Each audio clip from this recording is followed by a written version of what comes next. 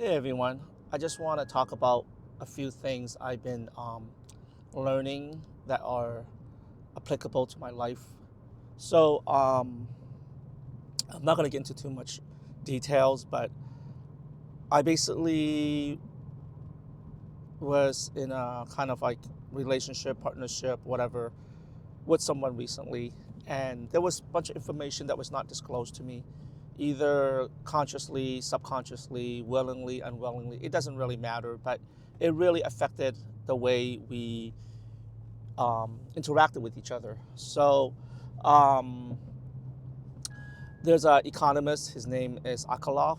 I forget his first name, but he talked about this concept called information asymmetry. Basically, one party or one group has more information than the other, and then they use it to their advantage, right? And so what happened is when there's information asymmetry, most dealing are not as good as it could be, and it affects the overall industry or the overall economic system. So in the beginning, for example, let's just say you have an industry where the car dealers have a lot of information about their cars, and they will sell it to unsuspected customers. And after a while, a lot of customers are getting lemon or bad cars. So after a while, the car industry will suffer because the customers are not getting good quality cars. The car dealership can't sell good cars. They have to like resort to higher margin, etc. Right?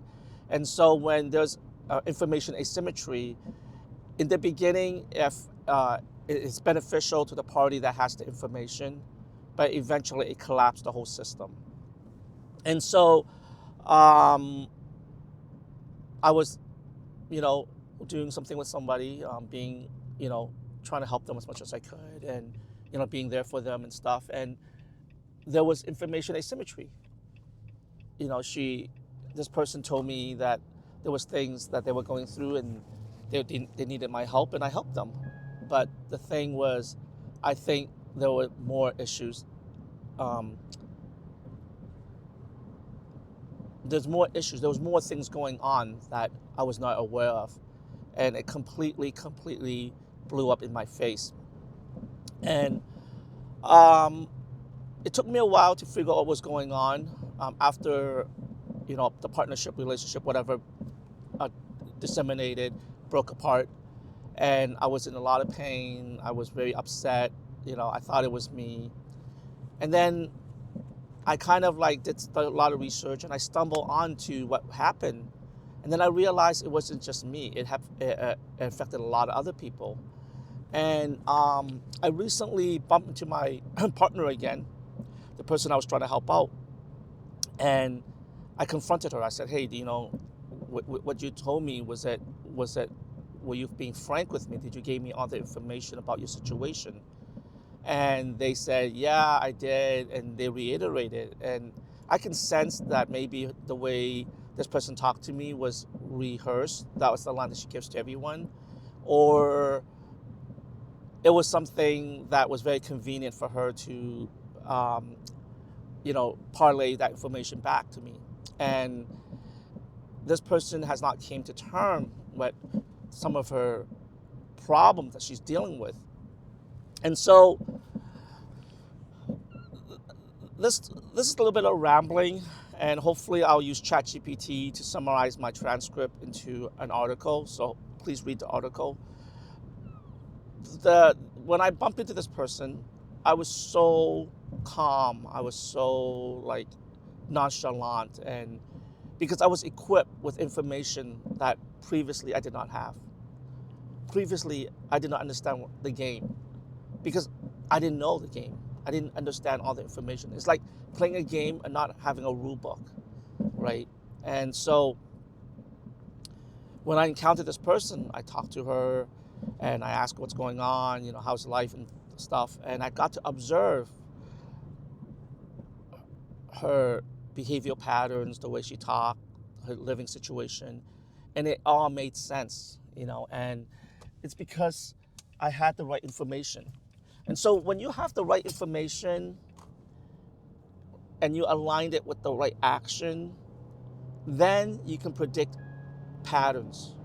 You can predict economic patterns, behavior patterns, etc. And so I walked away from the situation understanding that it wasn't really my fault. The worst thing that can possibly happen to someone is they enter into a partnership and it blows up in your face, and then you get gaslighted, or you think it's your fault, you think you didn't do enough, or you think you weren't equipped, sometimes you just weren't ready, sometimes you just didn't have the information, sometimes you just don't have the resources, sometimes you just lack the maturity, the skill set. The list goes on, right? But sometimes it wasn't your fault, like, let's just say you apply for a job and your boss knows that you're not qualified, and they won't even give you the training, whatever, but they just needed someone to fit in that spot just for a month, just so that works get done, right? But behind your back, they're looking for someone else to hire. Or behind your back, they know they will only hire you for 1 month. Instead of saying, hey, you know what?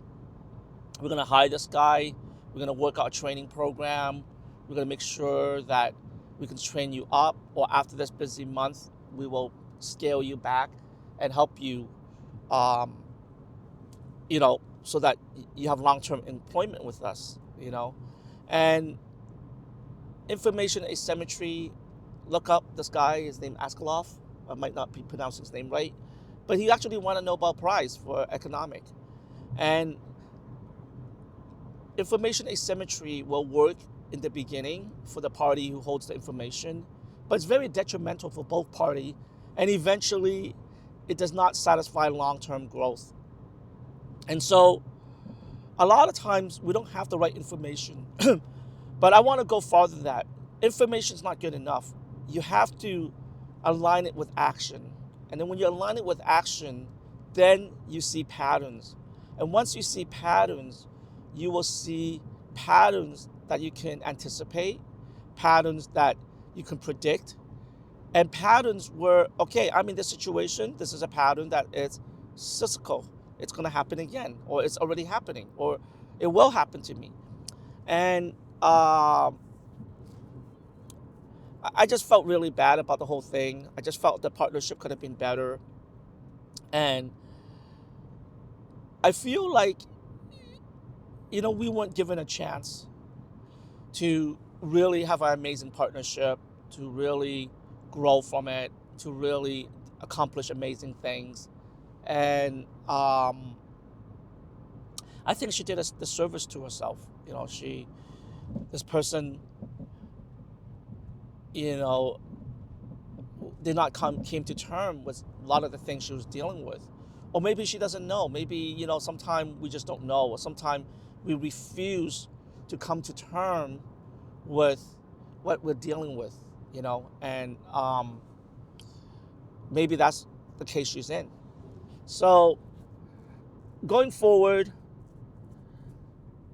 I'm going to trust my gut instinct. And when my gut instinct tells me there's something going on, then I want to have as much information as I can. And if the information doesn't align with the action, then I got to either step back, have more proactive action, or constantly reevaluate and constantly make sure that my priorities, my boundaries, my needs are being met. I think another thing that happens is that we are on this earth very short, if you think about it, right? Like, it takes us like 18 years before we graduate from high school, and then some of us might go to college, and then from there we go to work, etc. And if you're really, really ambitious, time is very short because there's so much to accomplish, right? And unless you come from a very wealthy family and you've been trained at a very young age by your father, uncle, whoever, mentor, and by the time you get out of the gate, you already have all these knowledge, all these expertise, all these resources. But a lot of times we don't. And so we're trying to build something, right? So a lot of us either get a job, but some of us want to build a business, build a career, etc. And it's very difficult, And the thing is, we got to protect our resources, right? Our assets, right? And another thing I learned is that there are people who are vampires. They'll just take from you. They'll just take and take and take. They view you as a resource, right? They view you as a resource, and they'll view you as a resource in terms of emotional energy, financial. You help them financially. You help them in terms of like emotional support, therapy, friendship, etc. Right? I talked about this in one of my videos, but I'm going to allude to it. There was a movie starring what's his name? This British actor, Colin something. Okay, and they were in the Russian Gulag, right? And it was brutal. Like people die within a week, within a month. It's brutal, right? This is Russian Gulag during the Stalin era, and whenever new prisoners come in, the more established prisoners will try to steal their shoes or beat them up or steal their food, etc. Right? Because it's just so brutal. But one more established prisoner will always go up to new prisoners and tell them about his escape plan. Like always get so excited, befriend them, and tell them about the escape plan and tell them that, hey, I'm going to escape. This is what I'm going to do. And one of the other established prisoner will go up to the new prisoner and say, please don't listen to this guy. He will tell you the escape plan. He will tell you how he will escape, etc. And the reason why is because he's trying to feed off your emotional energy, your excitement. Because a lot of times we think survival is just resources like money or food. But sometimes it's more than that. Sometimes it's emotional energy, emotional support. It's the ability to think there's a life beyond today, tomorrow, next year. And some people are so in despair, in so much pain, they will latch on to your goodwill. They will latch on to your excitement, your energy, your enthusiasm. They will latch on to how excited about you are about life. But they don't have anything to add to you. Worse yet, they're not equipped, they don't have the skill, the mentality. Worse yet, they'll try to sabotage you. Worse yet, they'll get jealous of you. Worse yet, when they burn you or when they feel that you're no longer compatible to what they need or what they envision, how they can get from you, they will leave you. Worse yet, they will say all sorts of bad things about you so that they will justify how they took advantage of you. So I learned a lot from this. Sometimes you make a mistake in life and it's very, very painful. And you ask yourself, how did that mistake happen? And a lot of times, sometimes it's not your fault. Like you're walking across the street, you follow all the traffic light, and a car comes out of nowhere, make a left turn, maybe a quarter of a block away, right? And because a quarter of a block away, you can't see the car, and he's just blazing down the road, or he passed someone and he hits you, right? And you get hit. Sometimes it's not your fault. Sometimes it is. You're crossing the street and you're assuming that the sign's telling you to walk, and you're assuming, okay, because the sign's telling me to walk, I can walk. But you can't assume shit, because if the driver doesn't pay attention, they'll hit you. They might go to jail, they might get a huge lawsuit, but now your life is permanently changed. The quality of life has been permanently changed. And I'd rather walk across the street, but still stay alert for anything that happens, okay?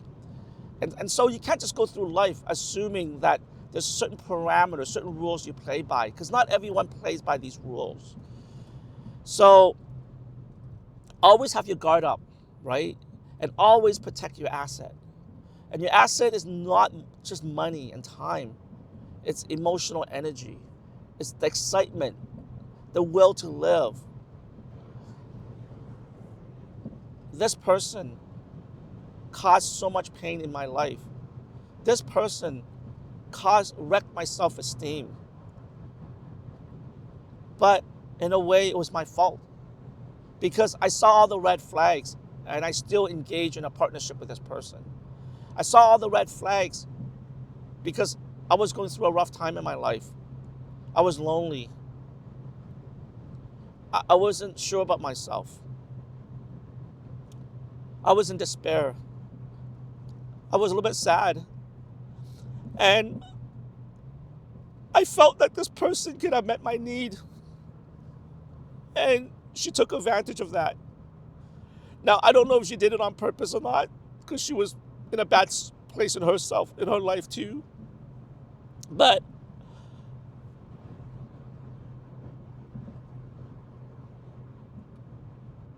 you know, when she finally discarded me, when she finally didn't want to be in a partnership with me, she justified her action. And the way it happened was so disrespectful, so um, disheartening. And I don't want to get into too much detail, but I think she honestly have mental illness that prevents her from seeing what she was doing. She has survival mechanism built over the years around her mental illness. And so how she treated me, I think, is normal because it's part of her survival mechanism. But it caused a lot of pain. And I'm coming out of it, and there's still remnant of that pain. There's still remnant of that damage. But I learned a lot from it. I feel like I grew a lot from it. I feel like it happened because I wasn't equipped. It happened because I didn't have the right information. It happened because I allowed it to happen. It happened because I didn't protect my asset. I didn't protect my emotional energy, my time, my needs, my priority. Another thing that I want to talk about is that a lot of times we don't prioritize our need. We're constantly giving, giving, giving. And then we hope that one day that person will give us back to us. We hope one day that person will be so grateful. And as an MMA coach, I give so much. I give so much. And I live in a small town, and my fighters are ranked number 1 as amateur fighters in New York State. Number 3, number 4 in the northeastern area. And I train professional fighters also, but I live in such a small town, I don't have access to as many fighters as I like. But to train fighters who rank number 1, number 3, number 6 is very hard, very hard. And what I do is I devote so much of time. I would literally chase them down and ask them when they're available. And I will make myself available for them when it's very inconvenient for me. I would edit videos of the opponent they fight so I can understand and study all the details. And I hope that they're grateful. I hope that they're thankful. And I must have trained probably, 20 guys to fight by now in my small town. And probably of the 20 guys, maybe 3 are super grateful for all the lessons that I've taught them. All the life lesson. They're not just grateful in terms of just thanking me, but they're like literally thankful in the sense that whenever I need help or whenever they always remember, it's deep inside them. I affected them. And with this person, I don't know if I ever affected her. I don't know if she learned a life lesson. And I apologize if this video is rambling. Please read the article. I'm going to try to make it into something very powerful that you can learn from, right? So let's just go back to everything. Just a quick summary. Information asymmetry. When there's information asymmetry, it's not a good business dealing. It's not a good business partnership. It's not good for the economics. It's not good for long-term growth. Number two, protect your asset. Trust your gut. As you get older, you work on a conscious and subconscious level. And your gut is like your subconscious level. All these invisible mechanism in your brain, we're hardwired, we're primate from million years of evolution. And when we see someone from a different tribe, or when we pick up a flower that we never seen before, our guts, our brains saying, okay, think of us as like a million years ago. We're like, okay, what's this flower? Like there's thorns on it. Gotta be careful. Like there's thorns on it. Like maybe it doesn't want us to touch it, right?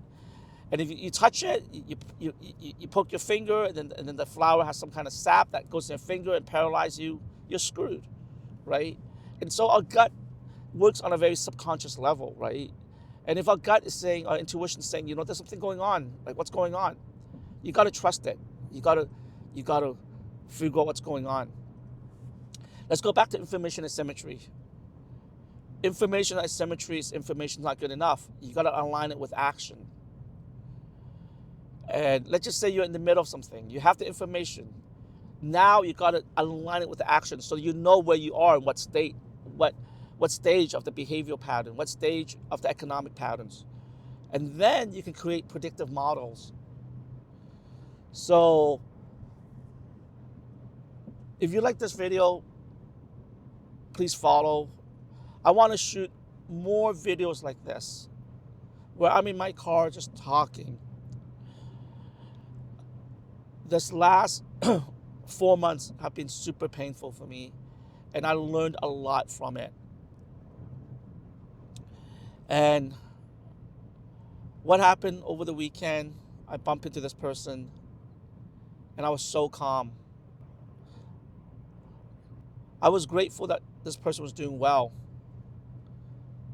because I care about this person a lot.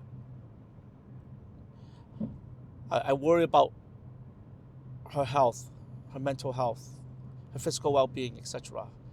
I wanted to be there and help her. Even though she's not in my life, having a partnership with me, etc., she's surviving. So in a way, I felt like, okay, maybe she needed me so much at that time, and I was there to help her. But at the same time, I no longer had that attachment to her, because the information that I had up here allowed me to see her for who she is, and to realize that I can never enter into a partnership with this person, because there's just so much things going on in our life that it will completely mess me up. It will destroy me until this person comes to term, until this person gets therapy, until this person takes ownership. And a lot of times we enter into partnership, business dealing, etc., blindly, because we envision greatness. We envision the amount of money we're going to make, and we're blinded by we're blinded, and we don't see all the red flags. This is why Ponzi scheme happened, right? A good economic return is maybe only 3 to 7%. A lot of Ponzi scheme will promise you like 20%, 100%, etc., right? They just promise stuff that is just unsustainable, right? Just unsustainable, doesn't work in real world. And a lot of times we want things so badly that we forget to look at the red flag. And we want things so badly that we tell ourselves it's good enough. We tell ourselves it's going to work, right? Now, a lot of times we just have to just do it, because if you wait till everything lines up and you don't take that chance, your competitor will outmaneuver you. But a lot of times the person's just not ready. The business is just not ready, And you only learn this through a lot of studying, lots of observing, lots and lots of being exposed to failures and success. And I think one of the reasons why this partnership did not work is because I lacked experience in this area. I also had so much of my I had so much things going on in my life. And when you're in survival mode, you end up just kind of like grasping for straw and taking whatever comes your way. And it happens. It happens. But I was hoping